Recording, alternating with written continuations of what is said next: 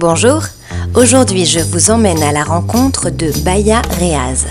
Si vous l'avez déjà vue au cinéma, c'est surtout dans sa série Paris un jour 2 que cette jeune auteure, comédienne et même réalisatrice s'est révélée. Ambitieuse, travailleuse, mais surtout pas sérieuse, elle m'a reçue chez elle dans son appartement à Montmartre. Alors donc je suis Baya Reaz, je suis comédienne, auteure, reconnue comme auteure depuis peu. J'habite ici à Montmartre, voilà, c'est le quartier dans lequel j'ai toujours voulu habiter, j'ai la chance d'y habiter. Et j'ai choisi de te recevoir dans mon appartement parce que je trouve que ton appartement est mignon et je voulais en faire profiter les gens.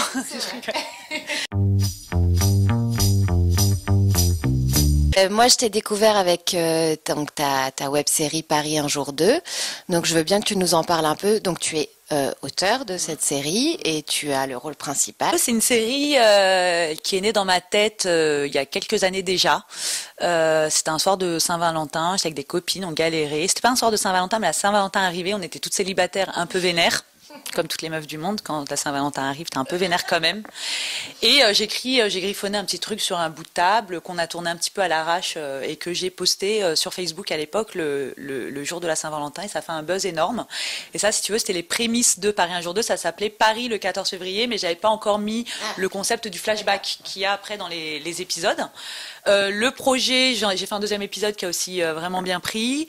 Le projet est parti dans une prod qui me l'a retenu pendant 1 an et demi. À l'époque, il y avait vraiment pas de programme de filles à la télé, c'était pas encore développé. Ils m'ont bloqué pendant 1 an et demi. Et entre-temps, il y a plein de programmes de filles qui sont sortis. Et quand tu dis bloqué, ça veut dire quoi? Ça veut dire qu'ils te l'optionnent. Sauf que moi, à l'époque, j'étais bien naïve et ils me l'ont optionné. Ils m'avaient pas donné un peu d'argent, ils m'avaient optionné 6 mois, 6 mois et 6 mois. Oui, d'accord. J'ai développé un autre projet qui s'appelle Deuxième Sexe, qui est parti à La Rochelle, qui est une web-série, pareil, c'est un pilote. Et en fait, quelques mois plus tard, le Festival de Luchon m'a contacté pour avoir Deuxième Sexe, un autre épisode, parce que tu n'as pas le droit de présenter 2 mêmes épisodes dans 2 festivals différents, faut le savoir. Et je leur ai dit que j'avais pas d'autres épisodes de Deuxième Sexe, mais que par contre, il y avait un projet qui était un peu plus abouti à l'écriture, et j'avais vraiment envie de leur présenter. Et ça les intéressait sur le papier, en fait. Ils m'ont demandé si c'était tourné. Je leur ai dit que non. Parce que c'est vrai, je n'avais pas tourné. Et j'ai eu 8 jours à peu près pour monter une équipe, tourner 2 pilotes, l'envoyer à Luchon, monter prêt. J'ai réussi le pari avec des gens motivés, bénévoles qui sont venus.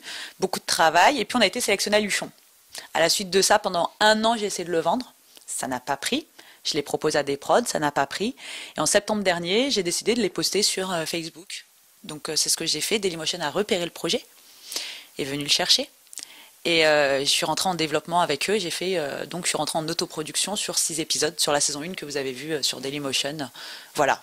Et je voulais faire une série à travers le prisme d'une nana de 30 ans, qui est moi. Donc je parle de ce que je connais, qui habite à Paris. Voilà, c'est pas compliqué. En fait, c'est parce que je connais ça, donc pour moi c'était plus facile. Mais qui soit pas girly.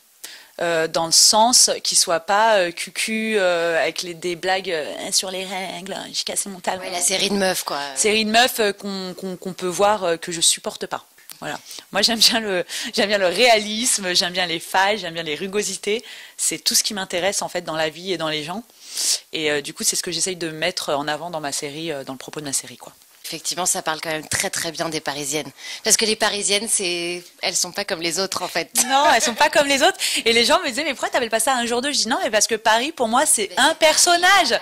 Je fais Paris conditionne des comportements parce qu'il faut être toujours il faut toujours être dans les hit spots. Tu vois, dès qu'il y a un endroit qui sort, t'es sûr que j'y vais. Moi, avec ma sœur, dès qu'il y a un nouvel endroit, on y va, quoi. Tu vois, on découvre les bars éphémères, on adore ça, quoi. On est parisien, quoi. Oui, donc c'est Paris un jour 2. Paris évidemment. où il faut briller, c'est pas pour reprendre le titre Tout ce qui brille, mais à Paris, ouais, c'est la ville qui brille et où t'as envie, c'est la ville lumière, quoi. Alors là, on a parlé de toi en tant qu'auteur et maintenant je veux bien qu'on parle de toi en tant que comédienne parce que j'ai vu que tu avais fait pas mal de choses. Non, vraiment, j'ai découvert le théâtre à 11 ans, en école primaire, dans un atelier de théâtre. Je suis tombée amoureuse à ce moment-là de cet art. Je savais que je voulais faire ça de ma vie, mais j'ai fait un parcours classique, bac littéraire, option théâtre. J'ai intégré un doc d'histoire, ensuite une licence et une maîtrise de com politique et un DESS en com corporate. J'ai travaillé... Quand même, je suis partie jusqu'au bout, j'ai eu donc jusqu'au bac+5 et j'ai travaillé pendant 1 an. Mais en parallèle, je faisais toujours du théâtre, j'intégrais des petits cours à droite à gauche, et puis j'ai intégré une association, enfin on a créé une association avec à l'époque des jeunes qui sortaient du Conservatoire national supérieur d'art dramatique, qui ont fait une troupe avec des jeunes amateurs, voilà, qu'ils ont trouvé dans le quartier, parce que je viens d'une ville, enfin d'une banlieue, quoi. Et en fait, c'est comme ça que je me suis professionnalisée, vraiment, on a posé les bases. Et ensuite, après ma première année, après mon bac+5, donc j'ai travaillé, et très très vite, je me suis ennuyée. Et en fait, je gagnais hyper bien ma vie, j'avais 23 ans, et là, en fait, c'était vraiment l'heure du choix. Donc je suis arrivée assez tard, si tu veux, professionnellement. Et quand tu dis que tu as travaillé dans quoi? J'étais consultante. Ah oui, d'accord. Dans une boîte. Donc oui, rien à voir. Rien à voir, non, j'étais vraiment bureau, talon, tailleur, tu vois, donc j'étais consultante et j'ai tout plaqué. J'ai démissionné tout simplement et j'ai réintégré l'école de Olivier Belmondo. C'était la première année qui s'appelait l'entrée des artistes. J'ai fait quelques castings et mon premier casting que j'ai réussi au cinéma, c'est Anne de Petrini, que j'embrasse parce que je l'adore et qu'elle le sait. Et Anne de Petrini qui m'a donné mon premier rôle dans Il reste du jambon, qui était un petit rôle, une petite séquence. J'ai commencé à développer un réseau. Voilà, j'ai trouvé des agents, enfin je suis passée par plusieurs agents. Et voilà, et puis de rencontres en casting, j'ai effectivement fait quelques petits trucs. J'ai travaillé avec Abdelatif Kechiche, j'ai travaillé avec Dominique Farrugia, j'ai travaillé au Canada, j'ai travaillé avec des Suédois. J'ai fait de la comédie, du film de genre, de la comédie sociale, donc c'est ce qui est hyper... T'as eu le temps de faire tout ça à ton âge, c'est incroyable. Ouais, mais ouais. J'ai eu le temps, mais je fais des apparitions. C'est-à-dire que quand tu me vois, faut pas cligner des yeux, quoi. Je vais te demander si tu fais du théâtre. Oui, pas assez, malheureusement, parce que j'ai pas le réseau. J'avais monté une pièce en 2011. D'ailleurs, c'est à la suite de ça que Abdelatif Kechiche m'avait contactée, toute seule. Voilà, je suis la pro pour monter les trucs à l'arrache. J'avais monté une pièce toute seule, j'avais créé ma compagnie, j'avais mis en scène, joué dedans. Cette année, j'ai joué dans Hibernatus, mise en scène par Steve Suissa, au théâtre de la Michaudière, avec Ingrid Chauvin, Jean-Luc Reichmann, Raymond Aquaviva, Nicolas Messica, Anushka Delon et Romain Aymon. Bravo. Que j'embrasse. J'ai joué 3 mois en début d'année, j'ai enchaîné du coup après sur les tournages de Paris un jour 2. Là, on se lance dans la saison 2 parce que grâce à ce travail acharné qu'on a fourni pendant 6 mois, le projet a été repéré par plusieurs boîtes de production, dont une avec qui je voulais travailler depuis longtemps. C'est Lorenzo Benedetti chez Studio Bagel, chez Canal+, avec qui je vais développer du coup la saison 2. Donc voilà, je suis ravie de rentrer en écriture bientôt pour les tourner, j'espère, premier trimestre 2016.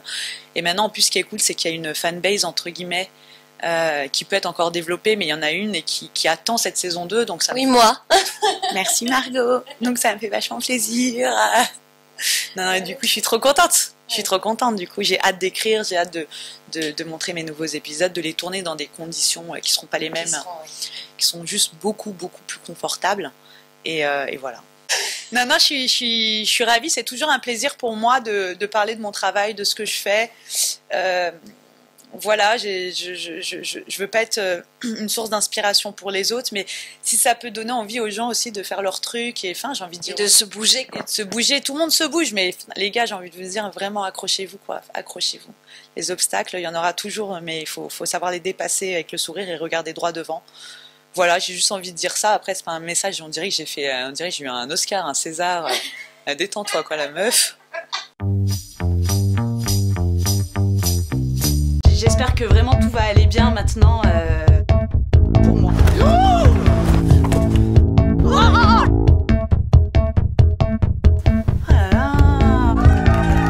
Et donc là, vraiment, on est avec Je suis Charlie.